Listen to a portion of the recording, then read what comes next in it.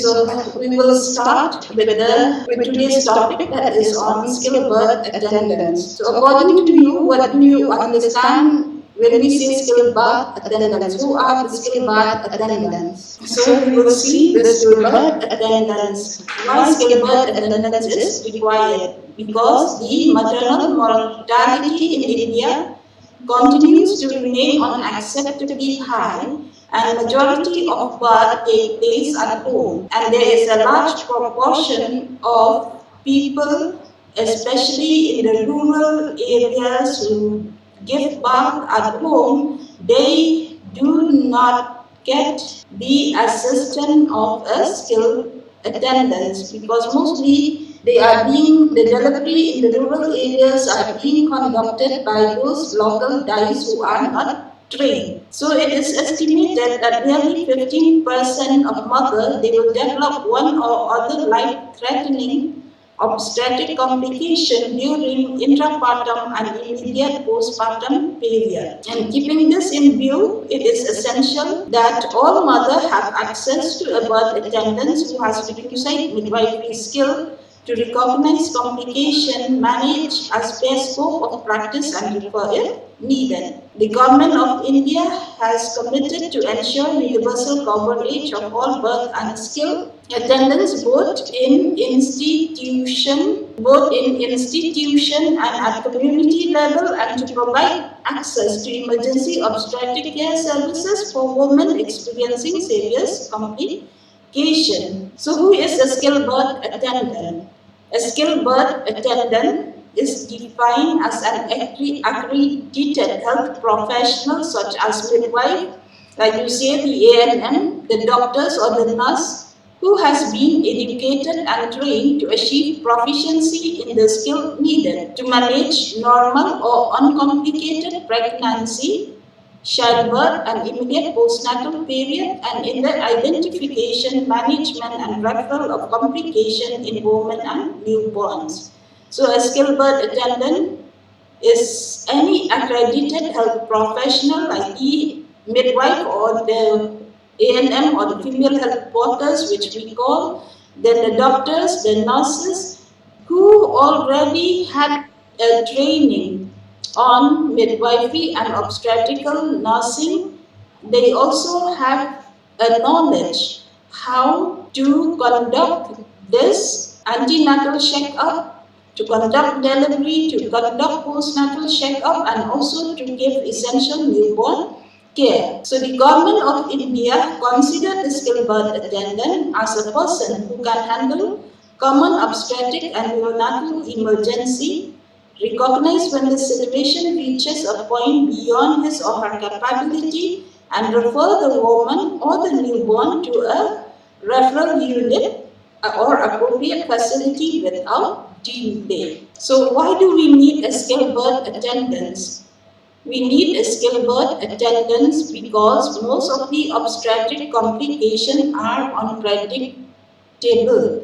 You don't know when will that woman, the pregnant woman, will develop a complication. It may be during her antenatal period, first trimester, second trimester, or it may be in the third trimester, or it may be during the time of labor, or it may be after delivery, postpartum.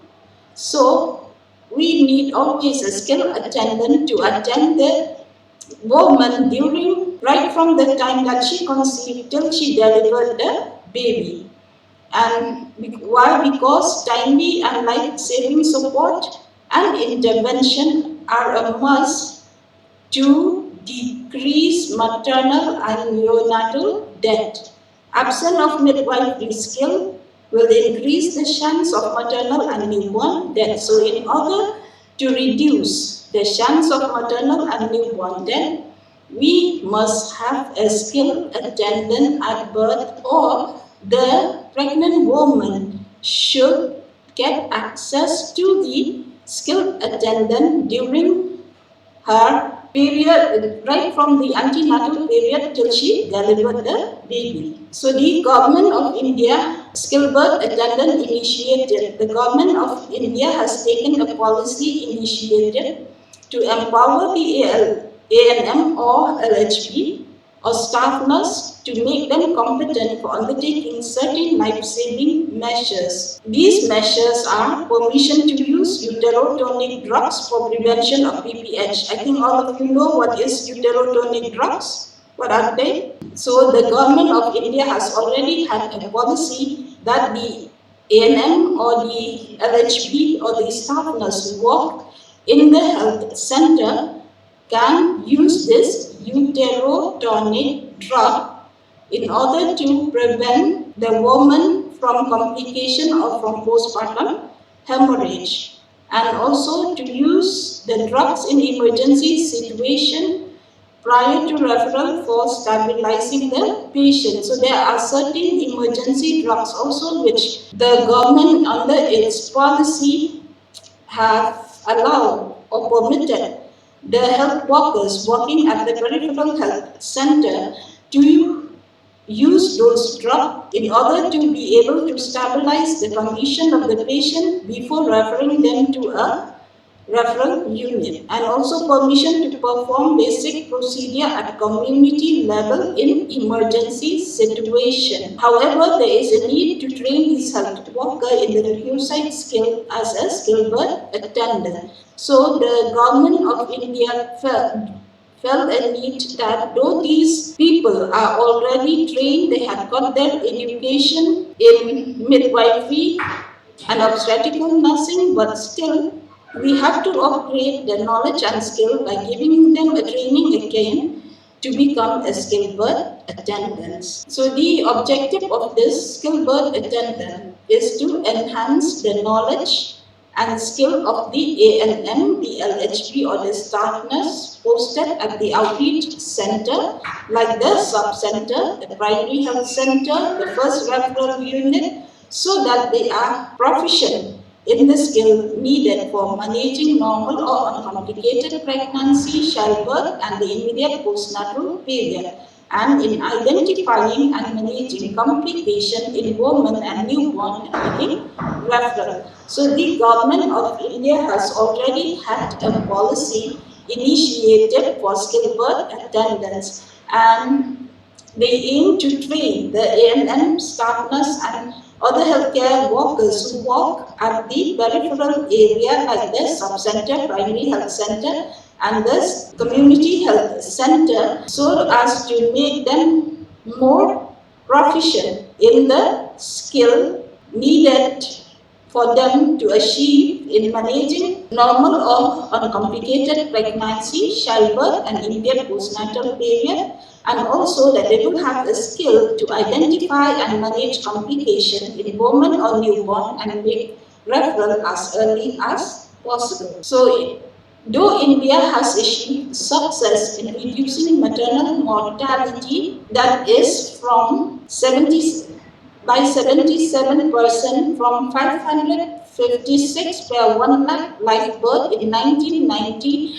to 113 per 1 lakh live birth in 2016-18. India, the MMR in India at present is below the Millennium Development Goal target, and this put the country at a track to achieve the SDG goal or the Sustainable Development Goal target of an MMR below 70 by 2030. So the skill required by the skilled birth attendant, what are the skills that they should have with them or which are required so that they are able to save the life of the woman and the children. So the skill that they should have is that to take care during pregnancy, to take care during labor and delivery, and also to take care after delivery or postnatal period and the essential newborn care. These are the 4 areas that each and every health workers working in the health center, especially in the peripheral or rural areas like the sub-center, the primary health center, the community health center, should have the skill. These we will be doing it one by one. Later on, I will just go what are the care during pregnancy. So the care during pregnancy or antenatal care that a skilled birth attendant should have is that she should be efficient enough to assess the antenatal woman. Why?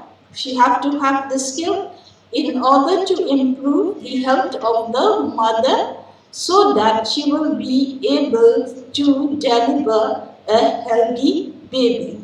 So the health worker working in the peripheral area should have an effective antenatal care skill or should be efficient enough to assess and identify the health care need of an antenatal woman so that the mother will have a chance to deliver a healthy baby. So these health worker or the skilled birth attendant should monitor the woman regularly during pregnancy so as to enable them to detect if any completion arises at an early stage before they become life-threatening emergency. So we know that an antenatal mother should come for regular checkup to the health center at least 4 times during her period of pregnancy. And during these 4 times that she come and visit to the health center, the skilled birth attendant or the healthcare provider who is there in that health center should assess the woman in a proper way so that they will be able to detect complication if there is at an early stage, and then they can refer the case to the higher authority. Though the government is trying its level best to screen the woman at the peripheral level during her period of pregnancy with whatever they can do, like to check for anemia, then to check her nutritional status, to check for her blood pressure, to check for her diabetes, but we cannot predict which woman will develop complication. So each and every woman who registered at the healthcare center should be considered a high-risk case and should be treated with special care. So as I've told you that the skilled birth attendant should recognize that every pregnancy is at risk. She should ensure that ANC is used as an opportunity to detect and treat existing problems and make sure that services are available to manage obstetric emergency when they occur and prepare the pregnant woman and the family for eventuality of an emergency. The skill that this skilled birth attendant required are during antenatal period, she should have a skill when to register the woman, how to detect pregnancy. She should also know when should the woman come for antenatal checkup, and she should always estimate the number of pregnancy expected in her area for 1 year. That is, she gave her action plan for 1 year. How many pregnancy did she expect to have?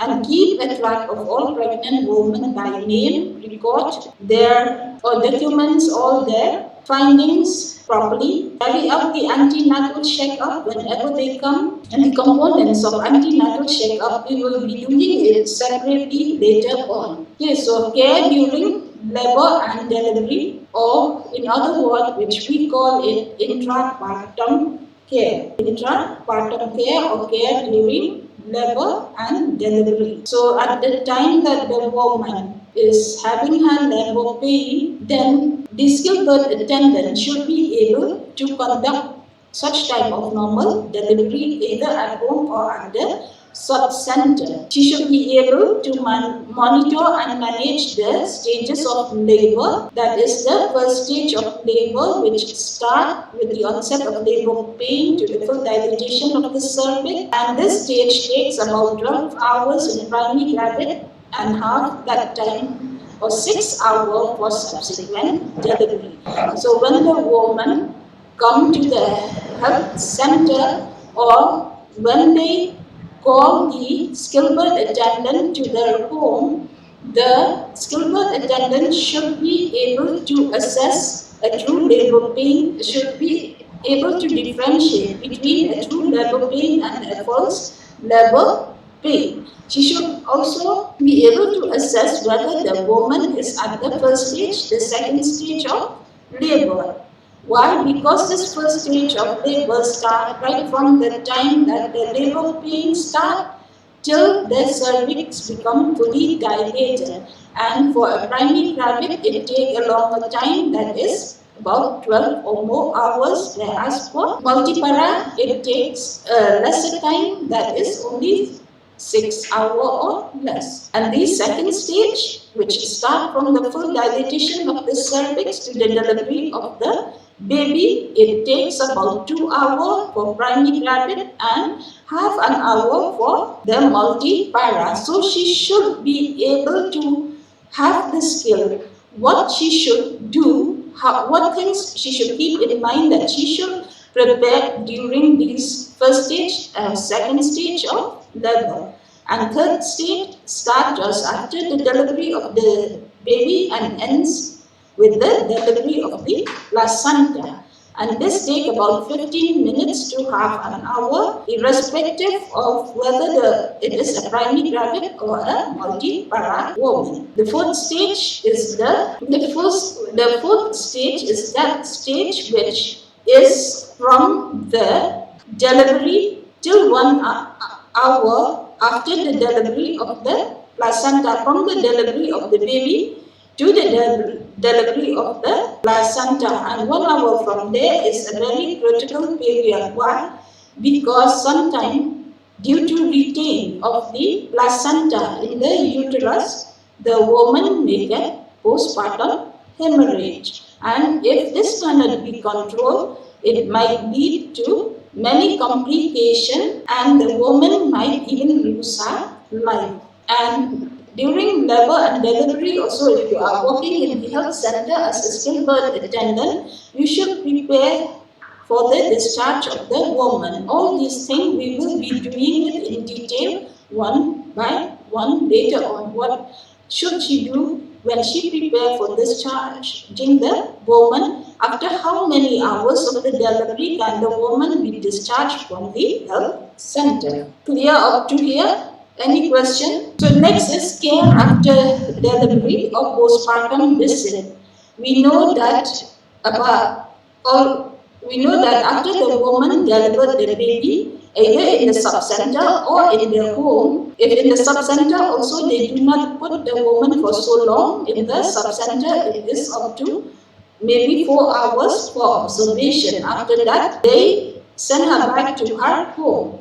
So when the woman has been discharged from the health center, she is in her own home, we cannot just leave them like that. We have to go and visit them from time to time, and there are about 4 postnatal visits also. But during the first 48 hours, at least 1 visit by the skilled birth attendant should be done to the woman. Why? Because most of the complication of the postpartum period, which can lead to maternal death, it occurs during the 48 hours.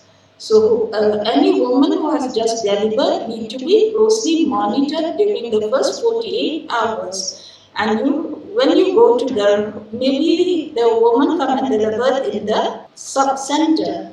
After delivery, you put her for observation in the sub-center for 4 hours. After that, you transfer her back to her own home because there is no place in the sub-center to keep her for a longer period of time.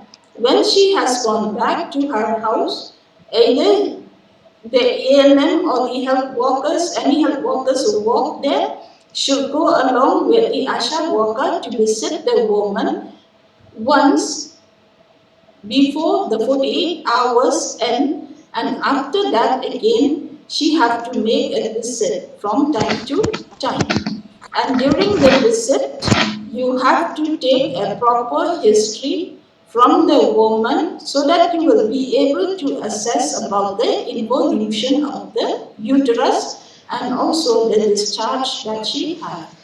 And also you have to examine her physically based on the need. So this also we will be doing it in detail later on. And the next one is the essential newborn care. Care of the newborn at birth is primarily aimed at helping the newborn to adapt to the extrauterine environment. This physiological adaptation includes initiating respiration and oxygenation of the arterial blood, temperature adaptation, and initiation of feeding.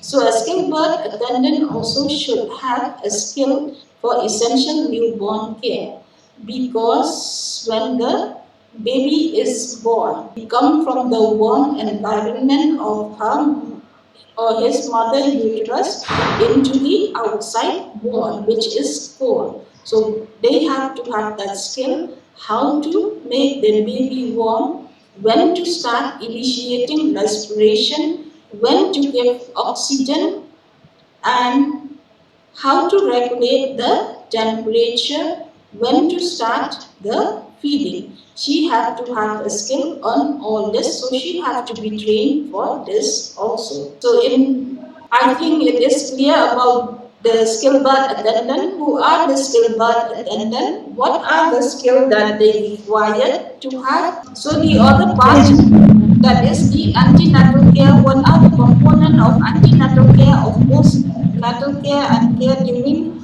labor, and also the essential newborn care? This we will be doing it in detail one by one, so that you will be able to understand the skill, what type of skill that you as a healthcare worker should have if you are supposed to work at the peripheral health center. So to achieve the target of reducing maternal mortality rate, each and every health professional should be motivated and located in the right place at the right time. That means those health workers who are working at the peripheral area, they should be motivated to assess, they should be motivated to go and find out their antenatal mother in their area, to register them, to assess them, to provide care till they deliver the baby. And in order that these healthcare workers will be able to carry out their work efficiently, they should be supported by appropriate policy. That means the policy which will safeguard them from legal and ethical issues.